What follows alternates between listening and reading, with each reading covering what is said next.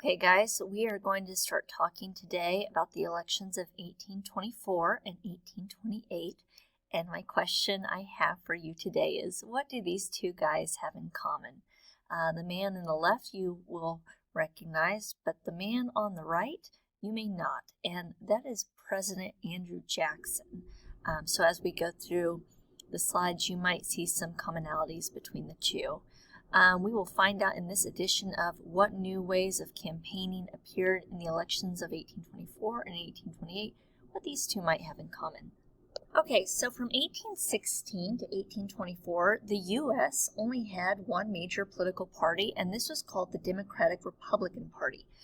It was far from united, so in 1824 there were actually 4 candidates that were competing for the presidency. Party leaders chose William H. Crawford, who was a senator from Georgia, to be the party candidate. But there were 3 other candidates who were called favorite sons, which means that they received backing from their home states rather than the national party, and their views reflected the interests of their regions. So we have 2 candidates from the West. We have Henry Clay from Kentucky, who we've seen with the American Plan. Then there's Andrew Jackson. He was a war hero from 1812. He was raised in poverty, and he claimed to speak for Americans who had been left out of politics. That kind of sounds familiar to today.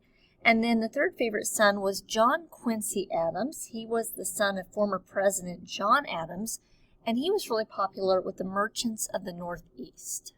Okay, so in this election, Jackson received the majority of the popular vote, but no candidate out of the 4 received a majority or half of the electoral votes. So the Constitution requires that the House of Representatives select the president when no candidate wins the majority of votes. Ruh-roh. As the House prepared to vote, Henry Clay met with John Quincy Adams, and Clay agreed to use his influence as a speaker to defeat Jackson. So with Clay's help, the House chooses Adams for president. Adams quickly names Clay to be the Secretary of State. In the past, this office had been the stepping stone to becoming the next president. Jackson's followers accused the 2 men of making a corrupt bargain and stealing the election. So Adams and Clay deny any wrongdoing, and there was never any evidence uncovered that wrongdoing was done, but this charge does cast a shadow over Adams's presidency as he leads. In his first message to Congress, Adams has plans. He wants to improve infrastructure, so improving roads and waterways.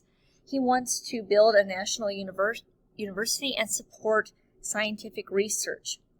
But his proposals upset his opponents. They wanted limited role for federal government, and they believed that it would be wrong for the government to spend money on such projects. Congress does eventually approve funds for improving rivers and harbors and roads, but it was a lot less than what Adams had sought to get. So we get to 4 years later, and we come into the election of 1828. By this time, the Democratic Republican Party had split. Jackson is running again, and his supporters call themselves Democrats, and the Republicans support Adams. Most Democrats are into states' rights and not a strong central government, whereas the Republicans feel like a strong central government is necessary, and they also support building roads and national banks to help improve economic growth. We begin to see a lot of mudslinging or attempts to ruin their opponent's reputation with insults. That carries on to today, as we know. The candidates also use slogans and buttons and rallies to go out and campaign for votes. And these practices become, as we know, a regular part of American political life. So Jackson ends up winning the election of 1828.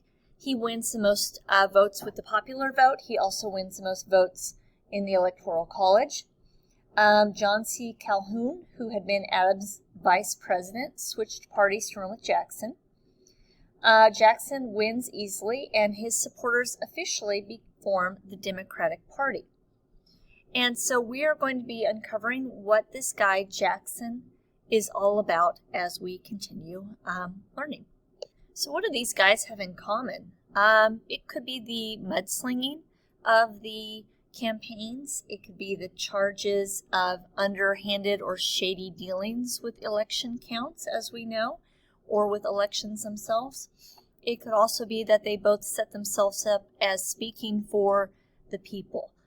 So stay tuned. We will be learning more about Andrew Jackson as our class continues.